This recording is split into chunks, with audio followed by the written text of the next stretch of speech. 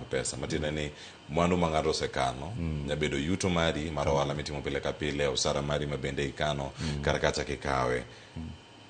en gimoro ma jabuogo oganda kata monya wacho ni en scary kendo en gimoro ma nyabedo ka ng'ato wacho ni omenda masebedo ka kano kuom kinde malach gi akawa mi jo NSC nango jo Nairobi Securities Exchange nango e weche mag nyiepo mag shares en ang'o miyo akaw thuolo kata ng'ama neno chenro sani okaw thuolo mare mar kawo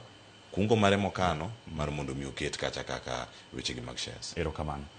Par ni oganda mang'eny kendo jo Kenya mang'eny tiyo gi kembe gi e yore mopogore opogore. Sani kwa wuoyo kodi kae wan gi mbui kae to watiyo gi simu kendo kidwa gocho ne ng'ato titiyo ga ng'owa itiyo gi credit ni mano ng'iso ni products ma kembe gi manie NSC gi chiwo oko kacha mago e gik ma ineno ka oganda temo tiyogo. Sani kana donjo kae osemiya chai kamoro kacha nitie kambi moro manie NSC kacha to en kambi maloso weche madhi gi majan mago gik mamadho. King'iyo sani pesani e Cleophas ikano kure e bank donge Kawan. to samikano pesani e bank ni bank no medo dongre koro gik mineno kembe mineno sani ji kete e pesa gi ka ginyiew share mago gin kembe ma ji radogo e odiochieng' kodiochieng'. Koro miyo ja Kenya kata oganda jaluo nafas mar bende mondo onyiew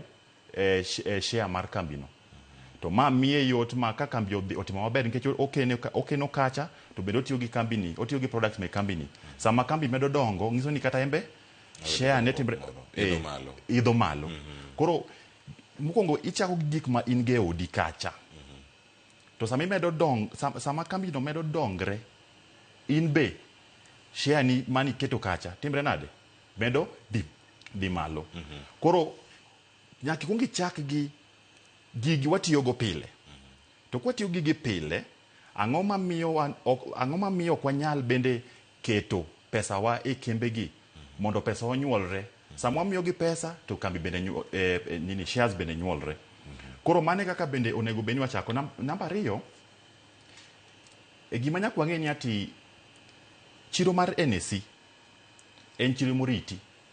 kendo rite gi chike mar kambi miluongo ni Capital Markets Authority mane duolno mochung' ne rango kako tiyo ma ng'ato koketo mwandu ne kata wacho mar Ken Scary